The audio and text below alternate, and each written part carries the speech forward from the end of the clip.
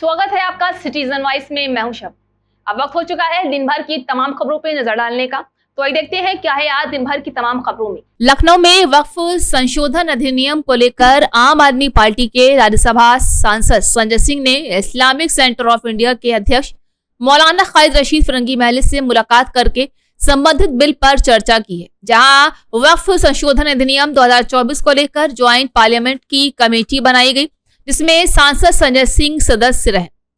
संजय सिंह ने कहा है कि कुछ महत्वपूर्ण विषयों पर आपसी वार्ता करनी है। लंबे समय से देश के लाखों कर्मचारी ओल्ड पेंशन स्कीम की मांग कर रहे थे, यानी कि नई पेंशन स्कीम बनकर के ओल्ड पेंशन। आपको बता दें कि उत्तर प्रदेश में 13 अक्टूबर को आम आदमी पार्टी सम्मेलन करेंगे और 1 साल का मैप तैयार करेंगे। उन्होंने कहा है कि उत्तर प्रदेश की 10 सीटों पर हम चुनाव नहीं लड़ेंगे और हम इंडिया अलायंस के लोगों का साथ देंगे। कुछ महत्वपूर्ण विषयों पे आपसे वार्ता करनी है।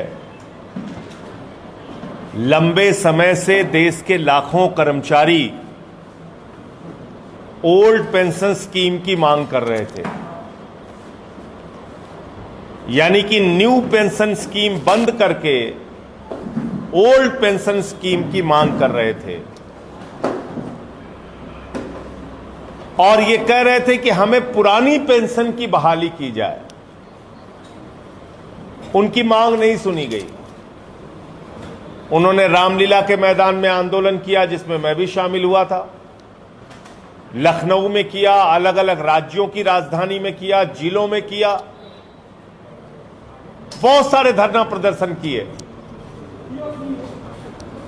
और जब 4 राज्यों का चुनाव अभी आने वाला है, तो उसके ठीक पहले भारत की सरकार, आदरणीय नरेंद्र मोदी जी की सरकार यूपीएस लेके आई है। कह रही है कि बिल्कुल क्रांतिकारी कदम है और जैसे पुराने पेंशन की स्कीम थी वही स्कीम है ये। लेकिन इस यूपीएस की हकीकत आपके सामने मैं बताना चाहूंगा।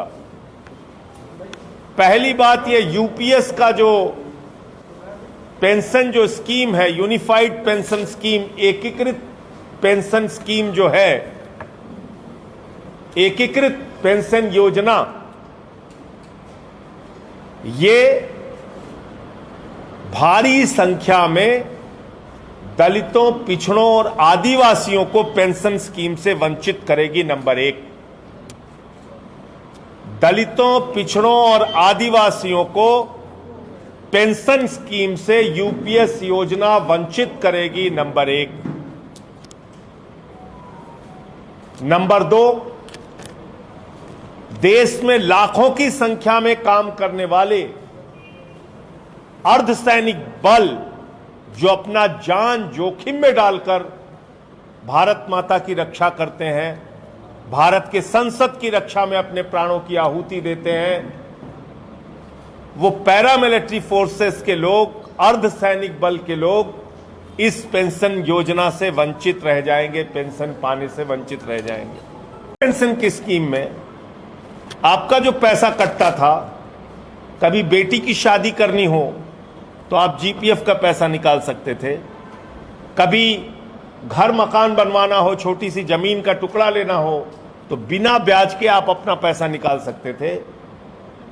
और जब आप रिटायर होते थे तो आपको पूरा पैसा जो आपका जीपीएफ के नाम पे कटता था वो पैसा आपको मिल जाता था।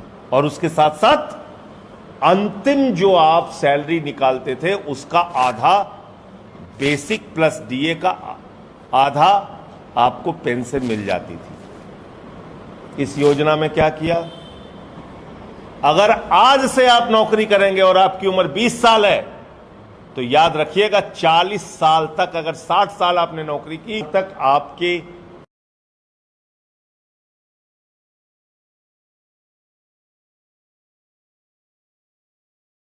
40 साल तक, अगर 60 साल आपने नौकरी की तक आपके के नाम पे तो 25 साल कटौती होगी और 20 साल नौकरी की तो 20 साल कटौती होगी। लेकिन जिसकी कटौती 25 साल तक होगी उसको तो पेंशन का लाभ मिलेगा, लेकिन जिसकी कटौती 20 साल होगी उसको पेंशन का लाभ नहीं मिलेगा। ये कौन सी योजना है भाई? आपने एक कर्मचारी का 20 साल तक पैसा काटा या 24 साल 11 महीने तक आपने पैसा काटा 10%, लेकिन पेंशन योजना से, आपकी यूपीएस की योजना से वो वंचित रहेगा। क्यों? क्योंकि आपने इसमें शर्त लगा दी है 25 साल की नौकरी होना आवश्यक है।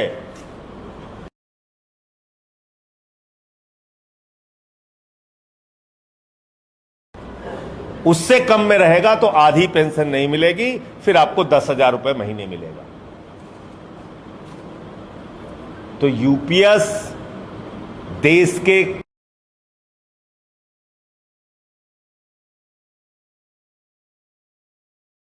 कर्मचारियों के साथ एक बहुत बड़ा धोखा है। यूपीएस एनपीएस से भी ज्यादा बदतर है और यूपीएस कर्मचारी का पैसा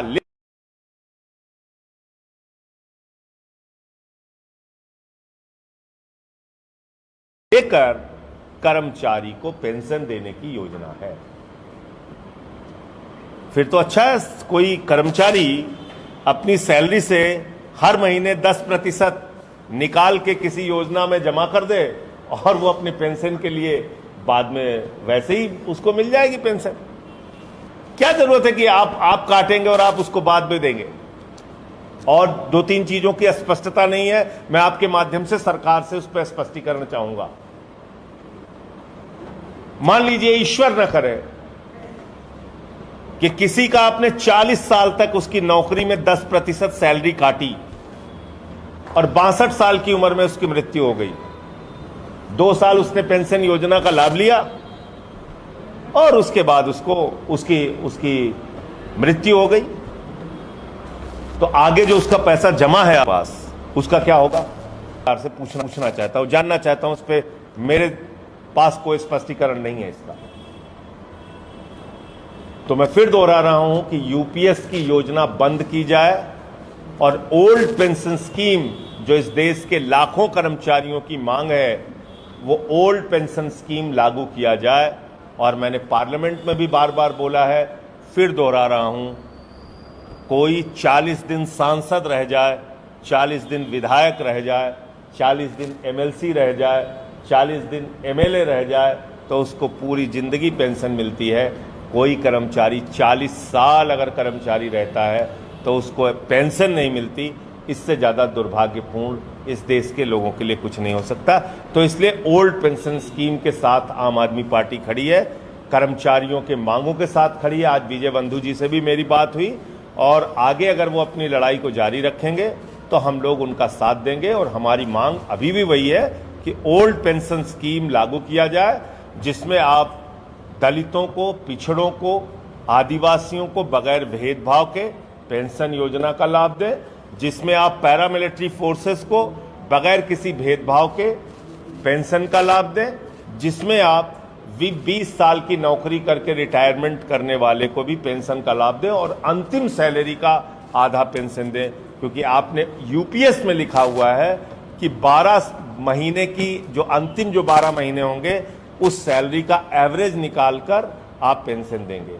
तो लोग चिंता जता रहे थे, कई बार कोई वेतन आयोग आ जाता है, किसी तरीके से अचानक तनख्वाह बढ़ जाती है, तो उसका एवरेज आप निकालेंगे तो वो भी एक घाटा और नुकसान उनका होता है। तो पहले जो नियम था ओपीएस का, पुरानी पेंशन का, कि अंतिम सैलरी का जो है आप पैसा निकाल के दें, नंबर 1। दूसरा, वक्फ बोर्ड के बिल की बहुत चर्चा हो रही है और अभी मैं मौलाना खालिद रशीद फरंगी महली साहब से मिलके आया, जो मुस्लिम पर्सनल लॉ बोर्ड के मेंबर हैं, और भी कई संस्थाओं से मैं मिला। पिछले दिनों Indian Muslims for civil rights एक संस्था है जिसके प्रोग्राम में मैं गया था, अदीब अनवर साहब के। वहाँ भी बहुत सारे मुस्लिम इंटेलेक्चुअल्स और सिख कम्युनिटी के लोग, हिंदू कम्युनिटी के लोग सब आए हुए थे। तो थी आज दिन भर की तमाम खबर, ताज़ा खबरों की अपडेट के लिए जुड़े रहिए हमारे साथ सिटीजन वाइज पर।